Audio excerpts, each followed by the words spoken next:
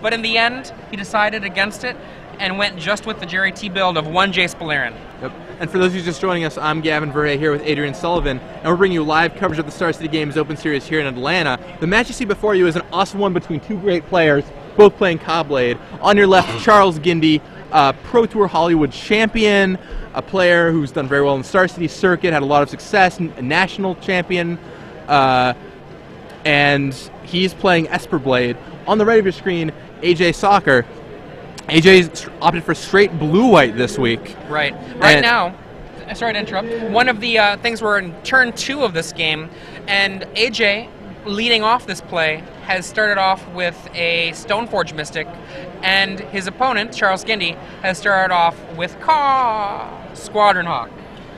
Yep, exactly. So the players have started off with their stock 2-mana draw spells. One of them being Stoneforge Mystic, the other being Squadron Hawk. But they're getting their engines online. The question is, what reactive cards do they have to deal with those engines? And let's see. Yep, down comes another Squadron Hawk for Gindy, which will find even more Squadron Hawks. So in this matchup, traditionally, the straight blue-white deck, AJ's deck, is favored. The reason is because of the 4 Tectonic Edges really tear apart the mana base of the blue-white-black deck. You know, what's interesting, though, is that a lot of players have made the claim that the black gives you more value in this matchup. Now, I am of your opinion. I think that the blue-white straight-up has the advantage because of the Tectonic Edges. There's 4 Tectonic Edges in AJ's hands, and only 1 Tectonic Edge in Charles Gindy's hands, and in terms of the whole deck. And but a lot of people really do swear by the Inquisitions and the access to duress for this near-mirror match. I think that, you know, there's a reason Jerry Thompson keeps playing it. My instincts, which could be wrong, make me feel that the blue-white might be the stronger option. I mean, it's interesting the metagames progress, because we start with blue-white, and so that sword is on the Mystic there. Yeah, sword on the Mystic eats a caw. Yeah. So we start with blue-white, and that got blue-white-red, which beat blue-white. And then blue-white-black evolved. It's kind of just a better version of the blue-white-red deck, also beat the blue-white-red version, but lost to the blue-white version. I mean, and when we say win or lose, it's not like these things are fixed, obviously. The play skill of both players matters quite a bit. Preordained from Charles Gindy here. And it's really more like, you know, a 55-60% advantage thing. But yeah, the 4 tech edges are going to be huge, especially since AJ drew 2 of them this game. Here we go. He can really hamstring Charles on mana. Stoneforge Mystic comes down onto the table. And AJ doesn't look very happy about that one. Yeah, that Stoneforge Mystic has only one option, one of 2 Sword of Feast and Famines. And he finds a sword. Yeah, both players opting for no body in mind, but AJ has 1 Mortar Pod and only a single Feast and Famine. He's boarding in the second one, I'm sure, to have in case it gets Divine Offering or something similar. Okay.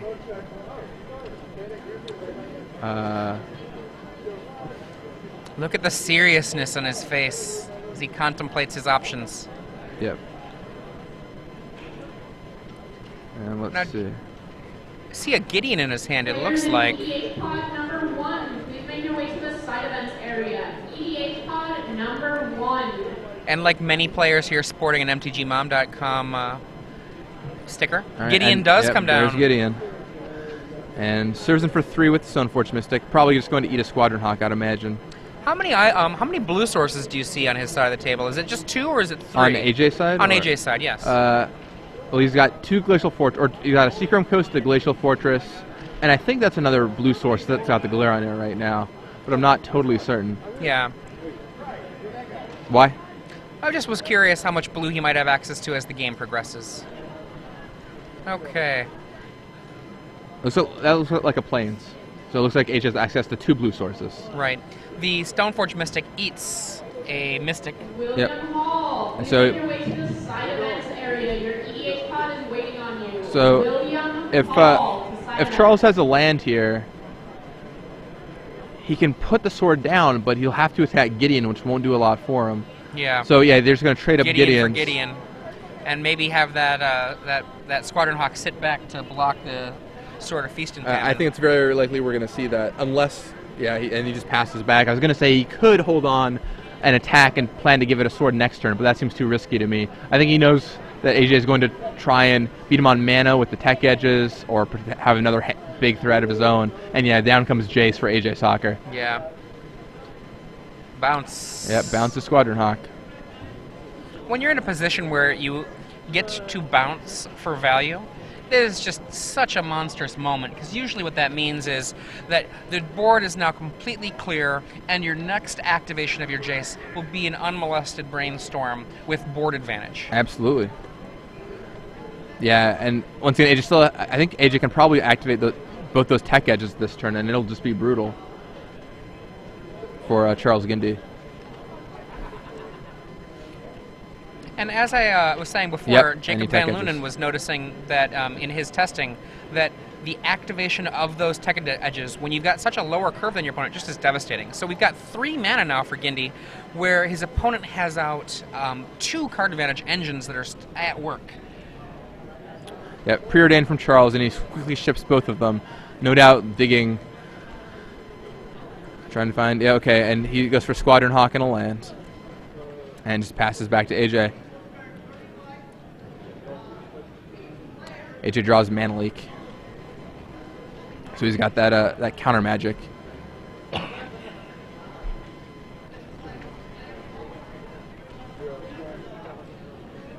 Okay, what do we get? So he goes for Brainstorm on Jace, opting not to bounce the Squadron Hawk again. And let's see, I see a Preordain in AJ's hand. Yep, it's going to come down and shove those cards to the bottom. Resetting Jace Brainstorm, always a great play. New Mystic off the top. Yep. It's got Mana Leak, Mystic. Yeah, another Tectonic Another Tech Edge. Oh, man. That is brutal for Charles. Wow, and this will go and retrieve Mortar Pod. AJ. Did you say a Murder Pod? I like that. Yeah. That is awesome. I have not heard that term yet. That's great. But not. I don't think he's going to use it this turn. Oh, we're wrong. No, he is. We're wrong. Oh, right, because if he hits, he gets to untap and tech edge. Yeah. Yep. Yeah. So you kill off the Hawk, and then serves in. He's going to untap, tech edge away that Glacial Fortress. Which is so incredible. Yeah, and once again, the triple tech edge just shows you once again the blue-white decks have the advantage in this matchup because of those Tectonic edges, and when you draw them and use them like that, that's exactly what goes down. Yep. Now, in theory, the idea of the black mana, right, is that you'll be able to cast Inquisition of Kozilek to either stop the Hawks from getting to the table, to stop the Mystic from getting to the table, or if the Mystic gets down, to get the sword out of the hand right away. But one of the things that I think is coming to the fore is that really good Cawblade players are getting to a point where they can beat that edge that black gives. Like, traditionally, black-blue, even black-blue-white, but traditionally the black in a blue deck trumps non-black in a blue deck. It's been the case for years and years and years. Now, that does not mean that, things can't change based on small choices. The ability to have 4 tech edges, you can't fit that into a black-blue deck unless you really want to have your mana get some real trouble going. Yeah, there's no way you can put tech edge. I mean, Jerry had 1 tech edge last week, but even then, that's all a little sketchy as is. Go ahead. How do you think the players are going to sideboard here? Well, I think we see with Charles Gindy, that he's got 2 Divine Offerings, and the Divine Offerings are almost certainly going to come in. I think one of the things that was brought up recently by Brad Nelson is that he actually doesn't like the Divine Offerings. He prefers Into the Royal, and I agree with Brad Nelson. I think that Into the Royal is actually perhaps a more powerful, more versatile card than Divine Offering. Divine Offering, it fights with a sword, but it doesn't really fight with anything else. Fighting a Tumble Magnet can be effective, but more effective to me is trying to bounce a Jace when you need to bounce a Jace, bounce a Gideon, that kind of thing. He also has access to 2 Duresses, and the Duresses are going to definitely be of value since he's planning on having his Inquisitions potentially tear out swords. Duress can tear out swords, it can tear out Jace, and just fight a lot of those weapons that you need fighting. Whether or not the Sun Titan comes in for Charles Gindy is more questionable. The blue-white deck, Sun Titan, is actually very, very valuable because in the blue-white deck, the Sun Titan brings back Tectonic Edges as well as the things that have already died. But in the blue-black-white deck, I think he'll bring it in, but I don't think it has as much power. It's going to be one of those things where 6 mana, walking that into all the potential for counterspells is really real. I mean, he'll bring it in, but it's not the same thing as the Sun Titan that we see in AJ Sacher's deck. They both only have 1 Sun Titan, but AJ's Sun Titan is just better. Bringing back Tectonic Edges is huge. You know, in return for this, Charles Gindy does have 4 Marsh Flats, but 4 Marsh Flats, that's not, you know, a huge deal compared to the Tech Edges. Also in the sideboard for AJ Sacher, 1 Volition Reigns, which also seems incredibly powerful. Volition Reigns being able to turn any card that's on the table around. It's not uncommon to see a line of play set up where an opponent gets down, let's say, a Gideon, or gets down a Jace the Mind Sculptor, fights a fight, tapping out, getting the Jace the Mind Sculptor, and normally the return to that is laying your own Jace to blow up their Jace and kind of having a sad face as a result. I mean, you're glad you killed the Jace, but you're not excited about the total board state. But laying a Volition Reigns in that moment can just be incredible. Besides that, he's got an extra sort of Feast and Famine, and he's got his own Divine Offerings. And I think that that's likely what we're going to be able to see. For those of you who are just joining us, we're here at the Star City Games Open Series here in Atlanta. I'm Adrian Sullivan, and I'm here with Gavin Verhey. And what we're doing right now is watching a matchup between 2 of the stars in our room. Charles Gindy, U.S. National Champion from a short while back, Pro Tour Hollywood Champion. AJ Sacher, Star City Games columnist, and he's been doing very well also on the Star City Games Open Series Player of the Year race. Charles Gindy starts out, Marsh Flats for probably a Swamp, and I expect a Duress or an Inquisition of Kozilek is going to come and take a look. Duress, so I see Gideon, I see Land, I see Mana-Leak.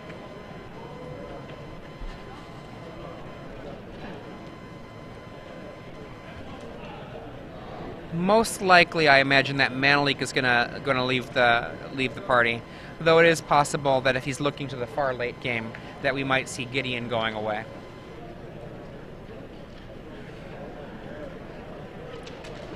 He says go. AJ potentially leaving his hand revealed. Yep, just leaving his hand revealed. Don't bother writing everything down. It's cool. I don't mind. Okay, I'm going to write him down, says Charles.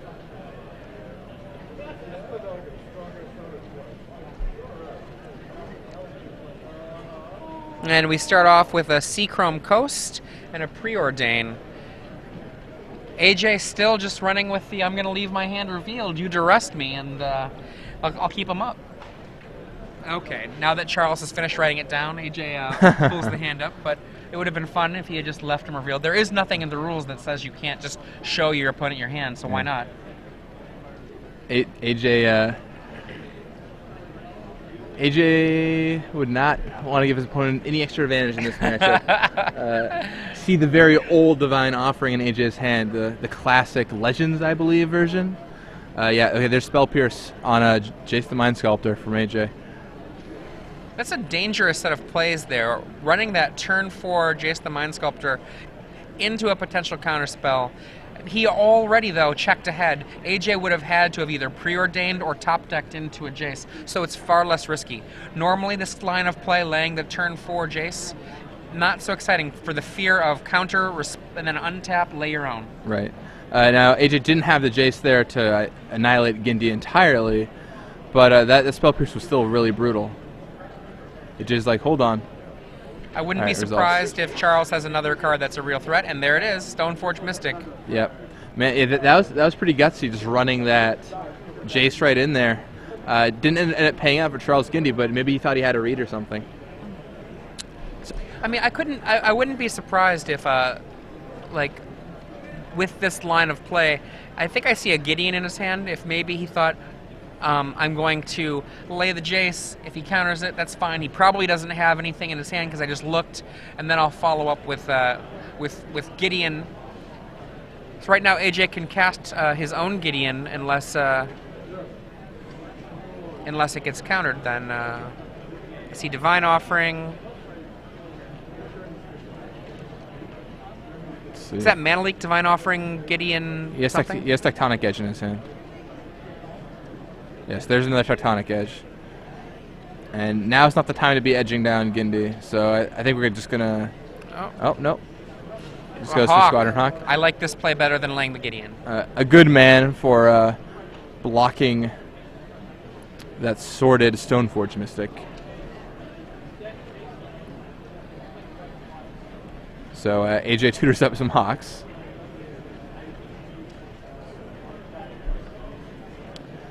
And now he's got a stream of blockers. But the Hawks are only there for a while.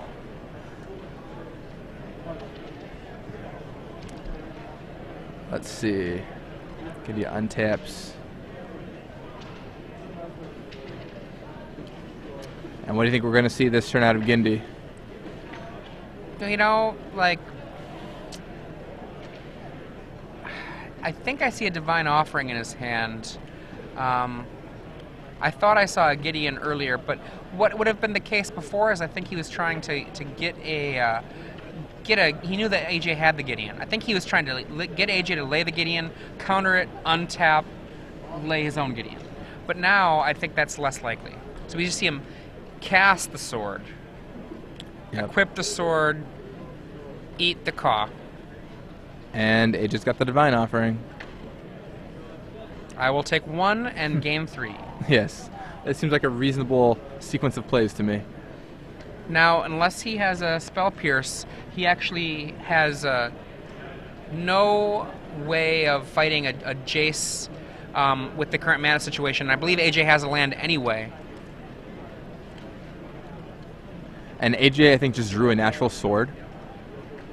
Yeah, AJ just drew a natural sword, which is, yeah. Oh, wait. Let me see if that hits. Oh, yes. Yeah, I mean. And he condemns? No. That looks like a discard. Just discards a card. He only has Creeping Tar Pit untapped, so he can't even condemn. And the Ka gets in there. That's like a... And 5 mana for the Gideon. Does Gideon play Murderer here? Or does it play Attack Me? All right, so attack me. Yep.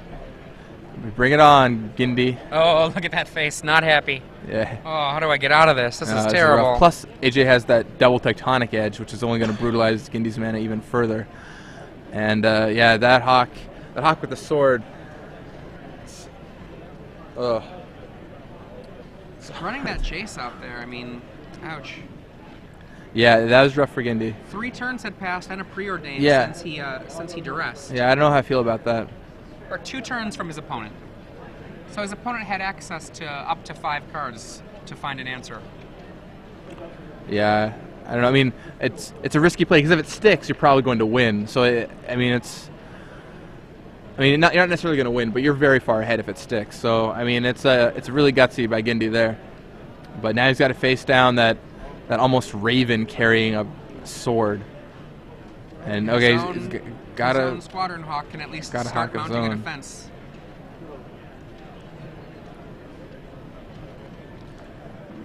Let's see.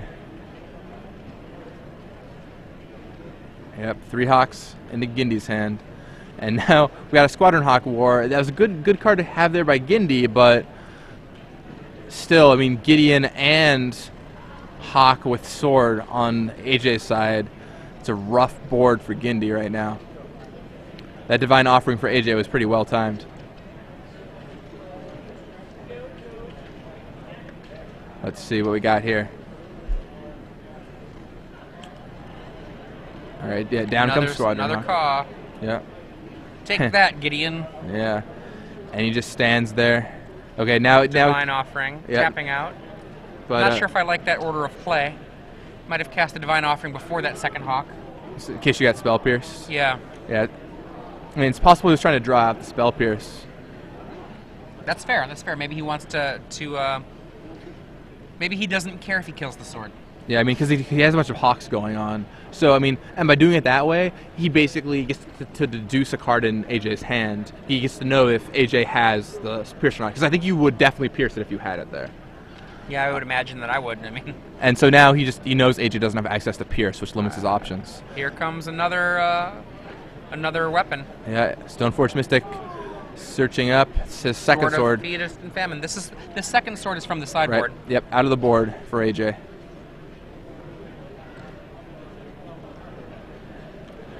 And ships it back, and the sword goes right onto the hawk,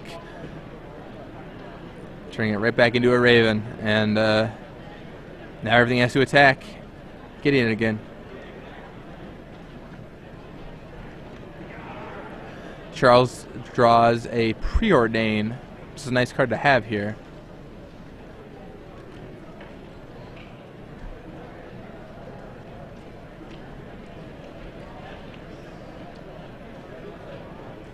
And a fresh card. Everything else is buried.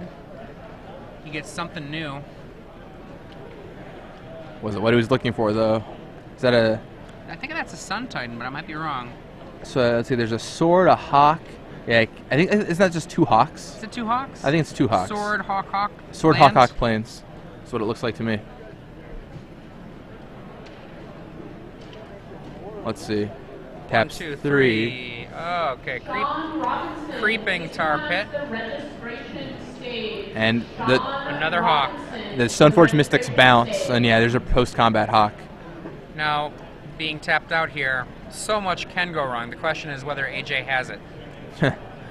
It could be literally anything of like 5 different things right now. But yeah, Charles, Tumble Magnet would do it. Jace would do it. It's a lot that could go wrong. A Mortar Pod. Yeah, Mortar Pod, which means a Stoneforge Mystic could do it if he has the Mortar Pod still in his deck. I think it's likely he still has Mortar Pod.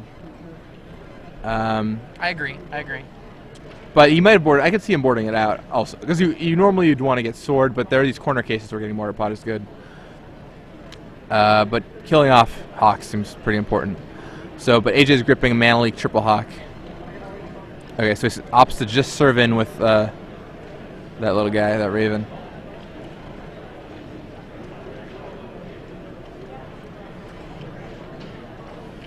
And now AJ probably going to Tectonic Edge. I think Tectonic Edge on Creeping Tar Pit seems fine to me. I mean, I think you have to get rid of the Tar Pit. The question is if you want to do it now or on Gindy's turn when he tries to attack with it. I might wait. You know, there's no rush. I mean, you could limit his mana options potentially, but right away.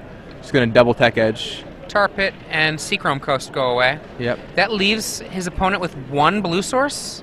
Correct. Oh, wow. Yeah. Tectonic Edge, like I said. Wow, Charles Gindy with 1 blue source. Yeah, in this matchup, the Tectonic Edges are really what pushed the blue-white deck over the top, over the 3-color deck. One thing to remember as well is that Charles Gindy has only 2 islands in his deck, so his ability to even keep up a safe blue source is hard, compared to AJ Sacher, who has 4. And here's a Gideon that's going to get mana leaked. Yeah, and AJ has the mana leak for that Gideon. And Charles lets his hand hover and then sets it into the graveyard. Oh, look at that face. He's like, ah! I can't believe he had it. He had it. He has to attack the Gideon. And he says, that's it. That's enough for me. All right, that's enough. And to quote the Raven, nevermore. It takes him down. I give, he says. That is it.